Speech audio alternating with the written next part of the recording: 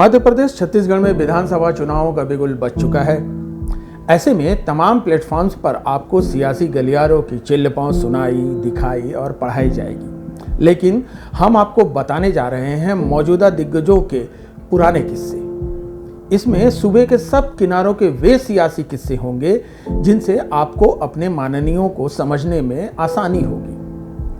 यहाँ चौक चौराहों की चर्चा नहीं होगी, बल्कि कसौटी पर कसे गए किस्से होंगे। ये इसलिए भी जरूरी है क्योंकि भूतकाल पर ही वर्तमान की नींव खड़ी होती है। इस सीरीज की सहायता से मौजूदा चुनाव में आप जिन रहनुमाओं को चुनने वाले हैं उनको समझने, उनके बारे में फैसला करने में आपको आसानी होगी। तो चलिए शुरू करते हैं सियासी किस्से।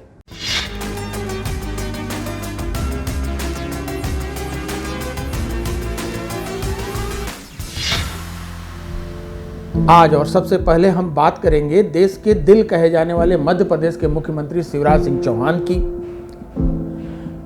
बात 21वीं सदी की शुरुआत की है। शाम का वक्त था। हरियाणा के पानीपत स्थित एक अखबार के दफ्तर में मैं अपने काम में व्यस्त था। तभी ऑफिस बॉय ने आकर बताया कोई आया है और संपादक से मिलना चाहता है। संपादक तब दफ्तर में थे नहीं, लिहाजा मैं ही उनसे मिलने पहुंच गया। मैंने पीछे से देखा, छरहरे शरीर पर कुर्ता पैजामा धारण किया एक शख्स रिसेप्शन पर खड़ा था। मैंने नमस्कार किया तो उन्होंने बताया मैं शिवराज सिंह चौहान। मैंने कहा मैं आपको जानता हूँ, बताइए कैसे आए हैं। तो उन्होंने कहा मैं संपादक से मिलना चाहता हूँ। मैंने कहा थोड़ा इंतजार करिए, वे आते ही होंगे।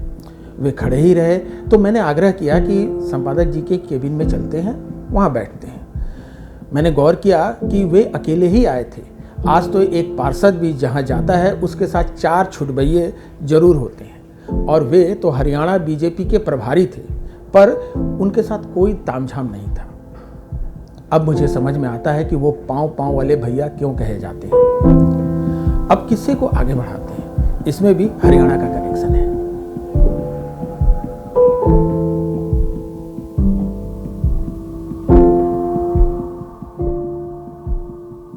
ये साल 2005 के नवंबर महीने के अंतिम दिनों की बात है। जगह थी देश की राजधानी दिल्ली के पंडित मार्ग का सरकारी बंगला, और ये आवास था मध्य प्रदेश के विदिशा से सांसद शिवराज सिंह चौहान का। बाहर गुनगुनी धूप खिली हुई थी, फुर्सत के पल थे, लिहाजा दोपहर में कभी न सोने वाले चौहान ने अपनी पत्नी साधना से कहा, मुझे नींद आ रही है, सोने जा रहा हूं और मुझे उठाया न जाए। तभी घर की घंटी बजी। पत्नी साधना सिंह ने दरवाजा खोला तो पड़ोस में रहने वाले कांग्रेस के वरिष्ठ नेता भूपेंद्र सिंह हुड्डा अपनी पत्नी के साथ दरवाजे पर खड़े थे। उनके हाथ में था मिठाई का डिब्बा। अब तो ये मजबूरी हो गई और शिवराज सिंह को बाहर आना पड़ा। उन्हें देखते ही हुड्डा ने कहा, बधाई हो, आप मध्य प्रदेश के अगले मुख्यमंत्री बन रहे हैं। शिवराज और उनकी पत्नी सूचना के लिए तैयार नहीं थे, क्योंकि दूर दूर तक इसकी कोई संभावना ही नहीं थी। तुरंत टीवी ऑन किया गया तो खबर की तस्दीक हो गई। थोड़ी ही देर में पार्टी के बड़े नेता संजय जोशी का फोन आया और उन्हें सीएम बनाए जाने की औपचारिक सूचना भी मिल गई। तब भूपेंद्र सिंह हुड्डा ने कहा, इत्तेफाक देखिए, मैं भी कुछ दिनों पहले ही पहली बार हरियाणा का मुख्यमंत्री बना हूं, और अब आप, मतलब एक बीजेपी के नेता के सीएम बनने की पहली खबर कांग्रेस के सीएम ने दी। बहरहाल इसके बाद आई 29 नवंबर 2005 की वो तारीख जब शिवराज सिंह चौहान ने पहली बार मध्य प्रदेश के मुख्यमंत्री के रूप में शपथ ली। ये तो था वाकया शिवराज सिंह चौहान के पहली बार मध्य प्रदेश के मुख्यमंत्री बनने का। तब तक वे जीवन के 4 दशक जी चुके थे, लेकिन वे जीवन में कुछ बड़ा करने वाले थे, इसकी झलक तो उनके जीवन के पहले दशक में ही मिल चुकी थी। बात उन दिनों की है जब शिवराज सिंह चौहान स्कूल में थे। स्कूल का नाम था मॉडल स्कूल। उन दिनों स्कूल की तरफ से गोवा की एक ट्रिप प्लान की गई। यहाँ जाने वाले सभी बच्चों के साथ शिवराज भी शामिल थे। गोवा से लौटते वक्त सभी बच्चे काफी शरारत कर रहे थे। रास्ता सुनसान था, इस कारण सभी को शांत कराया जा रहा था। लेकिन जब वो नहीं माने तो उनके टीचर ने पहले शिवराज को डांटा और फिर तड़ातड़ 3 चाटे रसीद कर दिए। हालांकि तब शिक्षक को इसका एहसास नहीं था कि जिस बच्चे को वो चाटे रसीद कर रहे हैं वो ही कुछ देर में उनकी जिंदगी बचाएगा। हुआ यूं कि बस जैसे ही पहाड़ी ढलान पर आई तो ड्राइवर ने जोर से चिल्लाकर कहा, बस का ब्रेक फेल हो गया है, आप सभी लोग कूद जाइए। सभी डर गए, बचने की युक्ति सोचने लगे। जितनी देर में लोग सोचते उतनी ही देर में शिवराज ने गेट खोला और बस से कूद गए। वे गिरे, फिर उठकर चल दिए। उनकी देखा देखी कुछ और बच्चों ने भी हिम्मत की और वे भी कूदे और फिर सभी ने मिलकर बस के आगे पत्थर रखी। बस रुक गई और सभी की सांस में सांस आ गई। अब शिवराज की जिंदगी में थोड़ा और करीब से झांकते हैं। उनका परिवार उनकी राजनीति में कदम रखने को लेकर खिलाफ था, लेकिन शिवराज पीछे नहीं हटे। छोटी उम्र में ही वे राष्ट्रीय स्वयंसेवक संघ से जुड़ गए। इसी दौर में एक दिन उनके चाचा ने उनकी पिटाई भी कर दी। हुआ यूं कि उन्होंने उनके घर और आसपास के मजदूरों को इकट्ठा किया था और उनकी तकलीफ देखकर उन्होंने सबसे कहा था कि आपको अपने हक की आवाज उठानी चाहिए। शुरुआती झिझक के बाद मजदूर शिवराज के कहने पर एकजुट हो गए। शाम को हाथों में पेट्रोमैक्स लेकर मजदूर नारेबाजी करते हुए कस्बे की गलियों में निकल पड़े। वे नारे लगा रहे थे, 2.5 पाई नहीं 5 पाई लेंगे।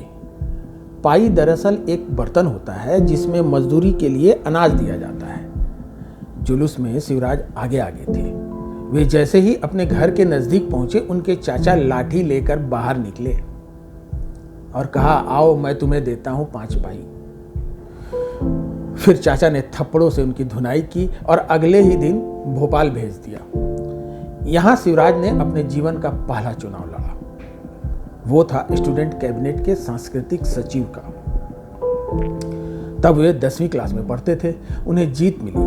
उसके बाद उन्होंने 11वीं क्लास में अध्यक्ष पद का चुनाव लड़ा। इसमें भी जीत हासिल की।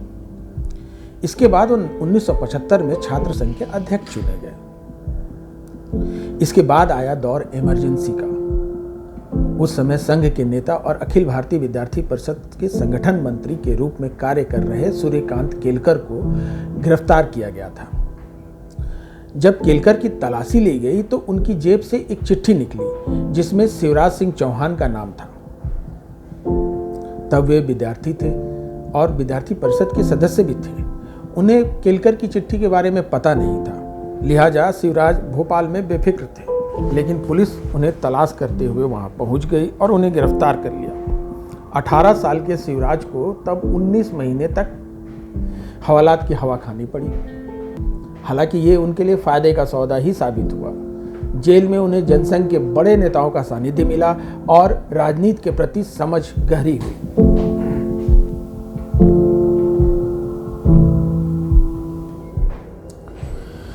जेल से बाहर निकलने के बाद वे फुल टाइम पॉलिटिशियन बन गए।